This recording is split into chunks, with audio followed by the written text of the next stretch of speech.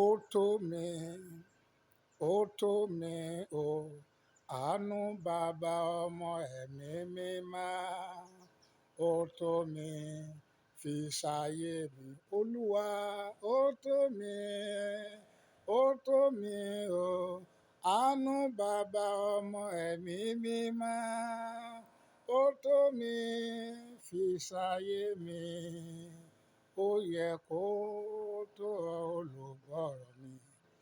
Àánú bàbá ọmọ ẹ̀mí mímọ́. Ó mà tó wa, fi ṣayé mi. Ọba sọ̀rẹ́ fún ni má gbowó. Ọba fún ni má ṣèrègùn.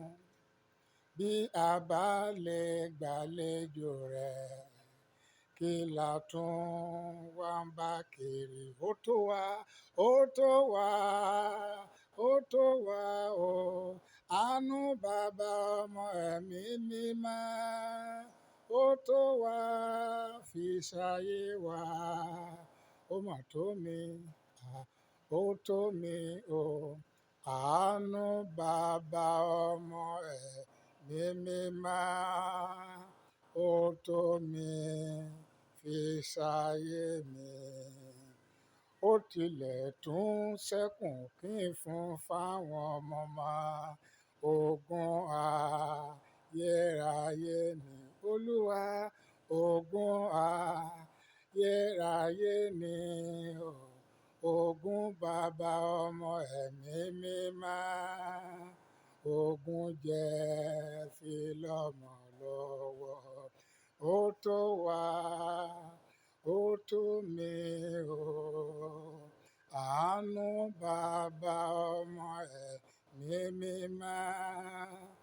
Ó tó mi, fi ṣayé mi. Mo dúró ní orí ilẹ̀ májẹ̀mú yìí. Mo pa àṣẹ fún iṣẹ́ ìránṣẹ́ àkọ́kọ́ lórí ilẹ̀ yìí, fún gbogbo ẹ̀yin olùgbọ́ mi àti ẹ̀yin afẹ́nifẹ́re mi àti gbogbo ẹ̀yin tẹ́ lórí ọ̀fẹ́ láti bá iṣẹ́ ìránṣẹ́ yìí pàdé. Àlejò àánú bàbá ọmọ ẹ̀mọ́ ẹgbàá lọ́sẹ̀ yìí. Àlejò ìrànlọ́wọ́ bàbá ọmọ ẹ̀mọ́ ẹgbàá lọ́sẹ̀ yìí. Àlejò ojúrere bàbá ọmọ ẹ̀mọ́ ẹgbàá lọ́sẹ̀ yìí. Àlejò ìgbédìde bàbá ọmọ ẹ̀mọ́ ẹgbàá lọ́sẹ̀ yìí. Àlejò bí Olúwa ṣe tóre bàbá ọmọ ẹ̀mọ́ ẹgbàá lọ́sẹ̀ yìí. Ní gbogbo ọ̀nà tí gbogbo ilẹ̀ tí ẹ bá tẹ̀ lọ́sẹ̀ yìí, gbogbo bí ẹ bá ti farahàn, àtẹ̀yin ọmọ Ọlọ́run tẹ́ fi mẹ́sẹ̀gì ránṣẹ́ sáwọn àwọn àyànfẹ́. Àlejò ìyípadà rere, ìbápàdé àtòkèwá, ojú rere tí ò lákọọ́lẹ̀ rí tó ti ọ̀dọ̀ bàbá ọmọ ẹ̀mí mọ́ wá ẹgbàá. Àti èmi àtẹ̀yin together we shall make eternity. A ó rí Kristi kí a tó rí ikú. Mo dẹ̀ parí rẹ̀ wípé ní ìkóríta kí ni kí n ṣe? Àlejò bàbá ọmọ ẹ̀mí mọ́ kó fọ̀nà àbáyọ hàn wá. Ní ìkóríta ó sún mi, ó rẹ̀ mí, ìrètí ti pin. Àlejò bàbá ọmọ ẹ̀mọ́ ẹgbàá. Láti iṣẹ́ ìránṣẹ́ àkọ́kọ́ lórí ilẹ̀ májẹ̀mú yìí ni mo wí pé irú ìṣẹ́gun tí a ní rí, irú ogun tá a ṣẹ́ rí, irú ẹ̀gún tá a ṣọgun ẹ̀ rí, irú ìmọ̀ tá a rí rí, irú ìbùkún tá a kájọ rẹ̀ yìí, láti òní lọ bí a ti ń wọnú ọ̀sẹ̀ tuntun yìí, láti ọ̀dọ̀ bàbá ọmọ ẹ̀mọ́ wá ẹgbàá àlejò rẹ̀. Àjọṣe tí ò tíì sí rí láàárín àwa àti bàbá ọmọ ẹ̀mọ́ kó bẹ̀rẹ̀ lọ́sẹ̀ yìí. Òkókó àdúrà mẹ́ta ni àwọn ọmọ Ọlọ́run. Èkíní kí ìfẹ́ Ọlọ́run ṣẹ. Èkejì ká parí dáadáa. Ẹ̀kẹta ká bá ọba àwọn ọba jọba.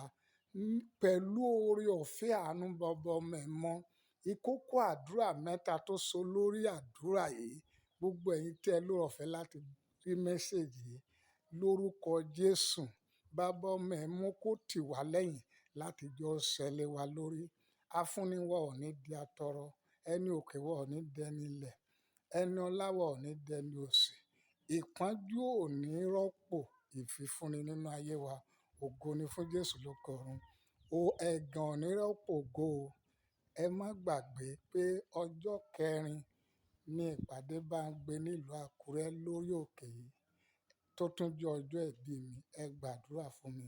Ẹ má sì gbàgbé pé ní 21, 22, 23 ní oṣù July, Tuesday tó ń bọ̀, ìpàdé dá sí Olúwa lọ́rùn, ipá rẹ̀ ka yóò gbéra sọ lórí òkè yìí. Ẹ wo bí orí òkè ọ̀hún ṣe rí. Ṣé ẹ rí pé inú omi ni gbogbo ẹ̀? Ṣé ẹ rí? A fi ìgbàgbọ́ ro. Ṣé ẹ rí? Inú omi náà mo dúró sí yìí. Inú omi ni. Ṣùgbọ́n pẹ̀lú agbára Ọlọ́run àti àdúrà tí ẹ bá gbà fún wa, Ọlọ́run yóò gbé títóbi rẹ̀ dìde.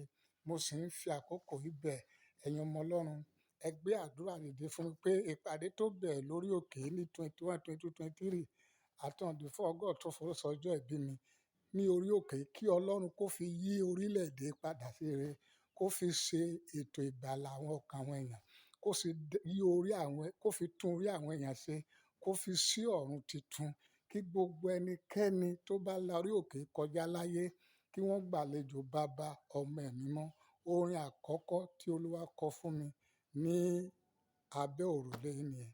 Thank you, God bless you. Bá mi pín mẹ́séjì yìí fún àwọn ọmọ Ọlọ́run. Bye. Ọ̀sẹ̀ ayọ̀ lọ̀sẹ̀ yóò jẹ́ fún wa o. Thank you.